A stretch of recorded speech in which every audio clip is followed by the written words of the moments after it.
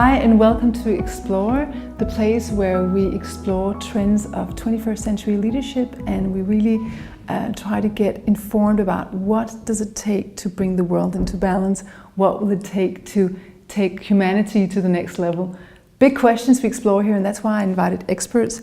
And I invited a Scandinavian expert this time called Vibeke Hartkorn, and she is a very experienced TV broadcaster, journalist, communication advisor, and you've written a lot of books, one about power men, one about power women, and you've written about leadership communication. And I invited you because I think and then you also do a lot of work to get women into advisory boards in companies. And I invited you because I was curious to hear, now you see things in one of the most balanced countries in the world, where we have most balance between masculine and feminine. And what do you see, do we have that, or do we have more room to go? What is your experience from working in this layer? I have to contradict you, because I do not believe that we have balanced men and women, but I do believe we have maybe a little bit more equality in our society than most societies. But I do see that especially women have a long way to go when it comes to balancing the feminine and the masculine. I believe that you have a lot of alpha females out there who misunderstand what it's all about, taking on leadership and becoming influential. And we kind of adapted what the men did for so many years in a wrong way. And we totally lost our femininity doing that. So I believe that especially women have a long way to go. I see more men actually being able to transform into balanced individuals, where they balance being masculine, meaning that they're really good decision makers, they can act on things, and also the feminine, where you are able to see things as a whole and take in humanity in your leadership. So I see more men being successful doing that than women. Mm-hmm. I've done a lot of leadership training for women and a lot of speaking engagements for women, and I always tell women, now is the feminine century. Let's not again be number two. Yes. Now with regards to the feminine, because a lot of us have spent so much time training our masculine muscles that we are really behind when it comes to the feminine. And then again, a lot of women are very feminine, but they're not taking on leadership positions, so that's where our imbalance is. Yeah. But you see more and more men in Scandinavia taking on both the masculine and the feminine, or have you also experienced that trend that men become too feminine? Yes, I have. I have a great example actually. I have this executive member of the top management where, well, there was this survey among his employees, and it actually said that we need this man to be more masculine. He had become too feminine, meaning that he didn't want to, his position as director, he didn't want to say that in his signature in his mails. He does not want to sit, at the end of the table when they have meetings, and he does not like to take decisions in a meeting. And of course, that's wrong when you have that kind of position. So now I do communication training concerning that, giving him tools and strategies to be able to balance that femininity and that masculinity in a better way into his and integrate it into his leadership.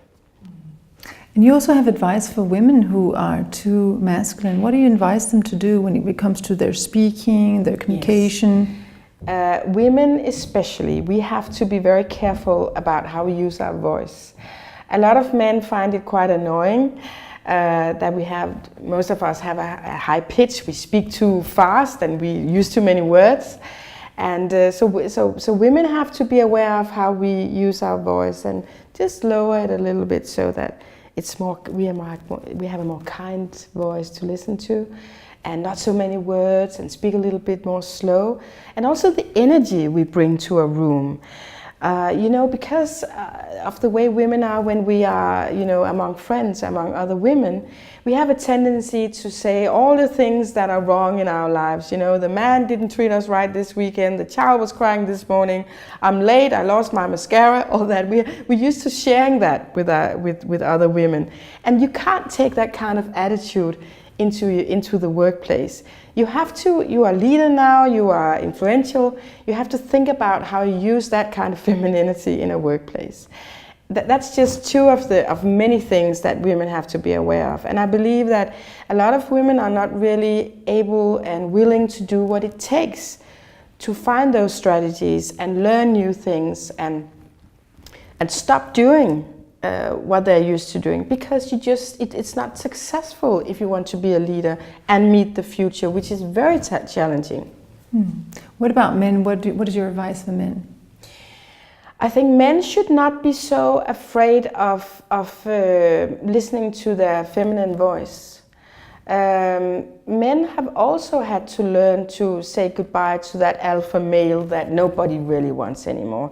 He's dead, he's gone, you can't use him for anything. But that does not mean that you cannot be masculine and a great decision maker and act on things when it's necessary. So I think men should not be afraid to use their feminine side, but they should also not be afraid to be a decision maker. I see a great problem in Scandinavian companies, and I work with a lot of them who are also Scandinavian, not only Danish. And I see that so many top managements really can't make decisions. And that's partly because of what I just said. So let's get to decision making now with care and visionary leadership and holistic leadership, you could say. Yeah. And just to me, balancing the feminine and the masculine, you know what it's really all about, Kirsten? It's just about being a decent human being. Just behave in this world in a decent way. Then you're all set. So that was the piece of advice from our Scandinavian advisor today. Be yourself, be decent, be a whole human being. Thank you so much, Vibeke. I really appreciate it. Thank you. I appreciate it.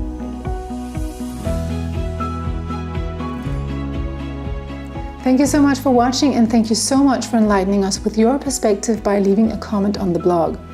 Also, while you're at it, please don't forget to sign up for my newsletter, Illuminate Me, so I can keep you posted on more tips and tricks on 21st century leadership, and also more interviews with thought leaders, innovators, and other inspiring people.